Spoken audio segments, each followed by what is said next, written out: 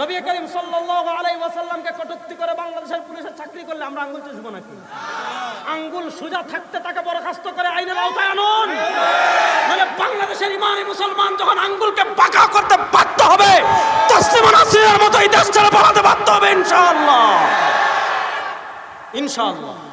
সুতরাং আমাদের দাবি পরিষ্কার, আমাদের দাবি পরিষ্কার, কোনো কথাবার্তা নাই। রাসূলুল্লাহ সাল্লাল্লাহু আলাইহি ওয়াসাল্লামের ইজ্জতের প্রশ্নে আমরা আমাদের বাপ ত্যাগ করতে প্রস্তুত আছি ইনশাআল্লাহ। রাসূলুল্লাহ সাল্লাল্লাহু আলাইহি ওয়াসাল্লামের ইজ্জতের প্রশ্নে আমরা আমাদের পীর ছাড়তে প্রস্তুত আছি ইনশাআল্লাহ। রাসূলুল্লাহ সাল্লাল্লাহু আলাইহি ওয়াসাল্লামের ইজ্জতের প্রশ্নে আমরা আমাদের সন্তানদেরকে ত্যাগ করতে প্রস্তুত আছি ইনশাআল্লাহ। সুতরাং বাংলাদেশে শাহবাগীরা যেমন বাংলাদেশে প্রতিষ্ঠা করতে পারে নাই, শাহবাগীদের বিরুদ্ধে সারা দেশের তাওহীদি জনতা যেমন ভাবে ঐক্যবদ্ধ হয়েছিল শাপলা চত্বরে, ইনশাআল্লাহ